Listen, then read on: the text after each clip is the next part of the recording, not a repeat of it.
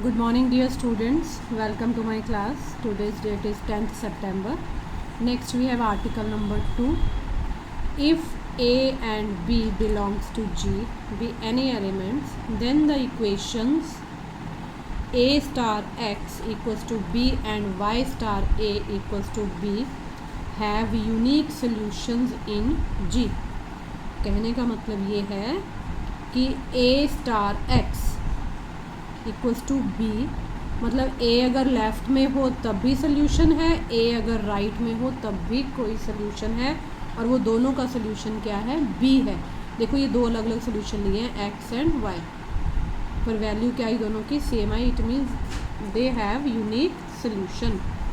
तो सोल्यूशन इसका प्रूफ या सोल्यूशन लिखते हैं हम लोग क्या, we first prove that the equation A star X equals to B has a solution in G। सबसे पहले हमें बताना है इसका सोल्यूशन है G में। सोल्यूशन होने के बाद ही हम बता पाएंगे कि वो सोल्यूशन कैसा है, यूनिक है। यूनिकनेस बाद की बात है, पहले हम बताएंगे सोल्यूशन है कैसे। Since A belongs to G, so A inverse belongs to G। अब ये मुझे बार बार बताने की ज़रूरत नहीं है, G ग्रुप है ना, तो एक एलिमेंट का इनवर्स भी होता है।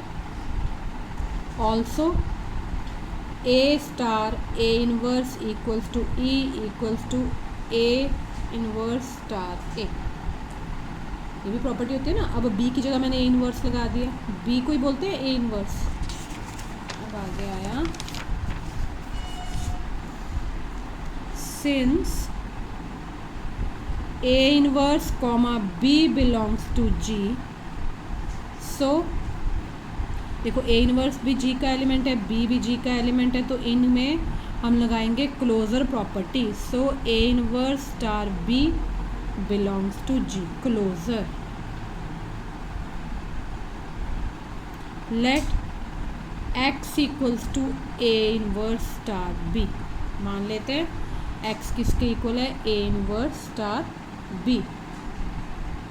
Therefore x belongs to G, क्योंकि A inverse star B belongs to A, तो उसको x माना, x बिलोंग्स टू G हो गया। नाउ हमें बताना क्या है, A star x equals to B।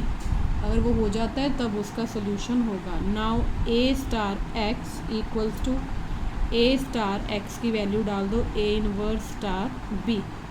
सारे एलिमेंट किसको आ रहे हैं, G को बिलोंग कर रहे हैं, एसोसिएटिविटी लगाएंगे। A स्टार A इनवर्स कौन है, E, पीछे बता दिया मैंने। Identity element multiplied by any element of G, element remain same. Therefore the equation A star x equals to B has, जब एक इक्वेशन किसी के बराबर होती है इसका मतलब उसका सोल्यूशन है। A star x has a solution in G। A star x equals to B, भी उसका सोल्यूशन आ गया।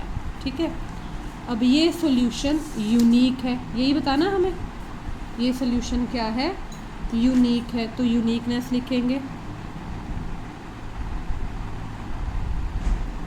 Late x1 x2 be two solutions of G, two solutions of the equation A star x equals to B in G। तो कैसे होंगे दो solution, therefore A star x x1 भी B होगा and A star x2 भी B होगा। हमारा motive क्या है, x1 इक्वल्स टू x2 बताना। अब ये दोनों B के बराबर हैं तो हम क्या लिख लेंगे, A star x1 is equals to A star x2। By left cancellation law, सारे एलिमेंट कहाँ से आ रहे हैं, G से। G में कैंसिलेशन लॉज होल्ड करते हैं, तो x1 is equals to x2 by left cancellation law। Hence the equation a star x equals to b has a unique solution in G. Similarly, we can prove, ये आप कर सकते हैं, that the equation y star a equals to b. अब a आ गया right में, अब solution कौन बन गया, y, वो भी सोल्यूशन क्या है उसका, unique. y star a equals to b has a solution, has a unique solution in G. I hope you understood. अब आता है हमारे पास दो रिमार्क. ये सिर्फ ये रिज़ल्ट प्रूफ तो करना, इसका रिज़ल्ट भी याद रखना कि a स्टार x का x इक्वल्स टू b का सोल्यूशन होता है, वो होता क्या है, यूनिक होता है. तो आपको ऐसे आ सकता है फिर in the blank. Similarly dash equals to B has unique solution, वो आएगा वाई स्टार ए. मतलब लेफ़्ट में ए करें तब भी सोल्यूशन यूनिक, राइट में ए करें तब भी सोल्यूशन यूनिक. रिमार्क है हमारे पास, if one cancellation law holds then ये वन है, then the finite semi group may not be a group. ये शॉर्ट आंसर के लिए लिख पा रही हूँ मैं आपको. Number 2, if both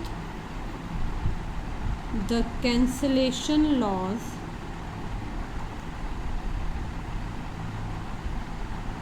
hold in an infinite semi-group, it may not be a group. वो ग्रुप नहीं हो सकता, may not be, नहीं भी हो सकता. if both the cancellation laws hold in an infinite semi-group, सबसे बेस्ट एग्जांपल है सेमी ग्रुप का कौन सा, natural numbers. Natural numbers under addition.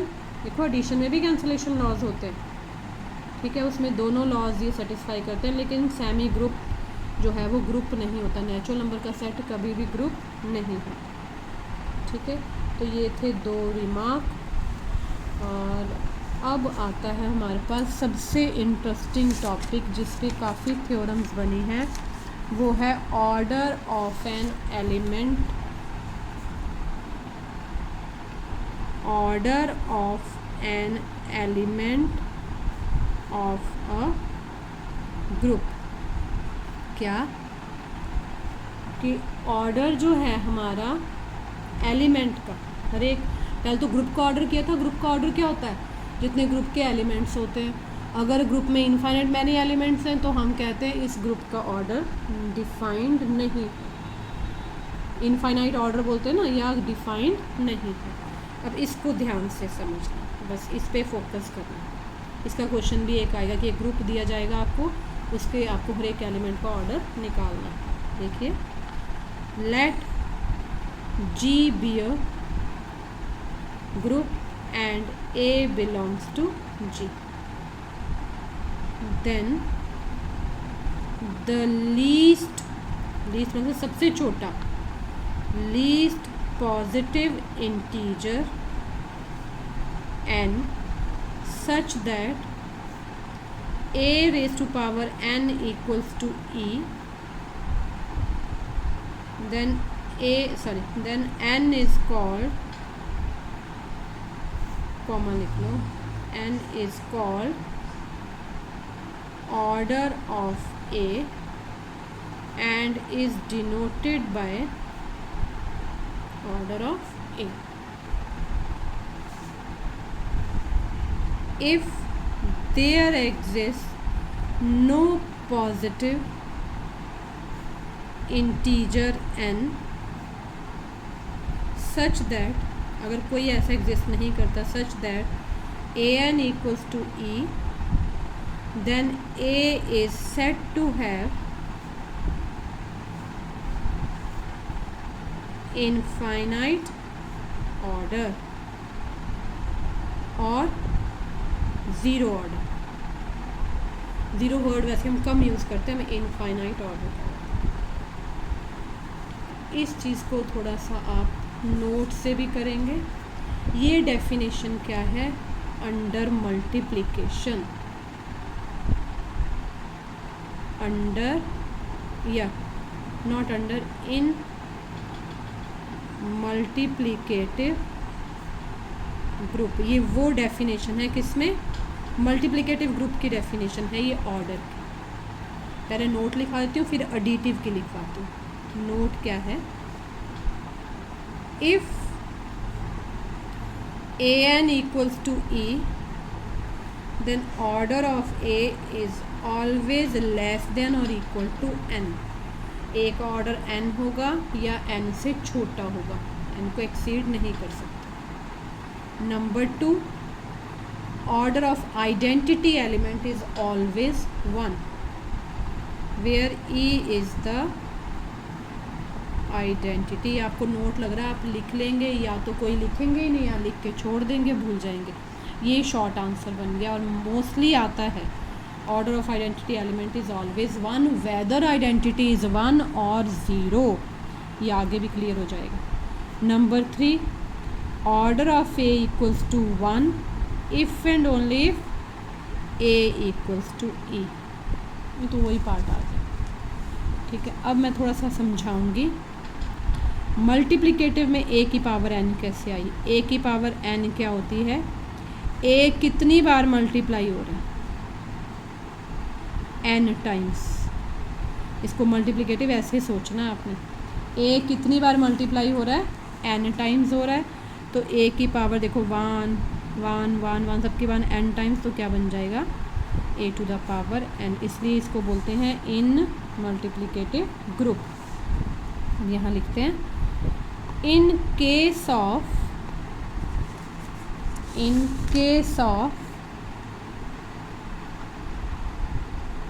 additive notation, the above terminology is stated as क्या? Let A be any element of group G if there exists, ऐसे रखते हैं, if there exists a positive integer n such that n a equals to e। Bracket में लिख दूँ। Additive में e कौन होता है?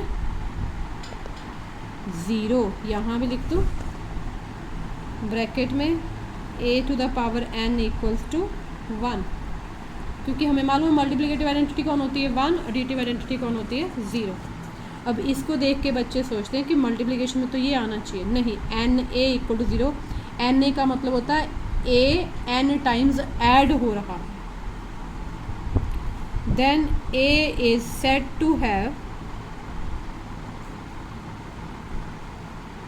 Finite order.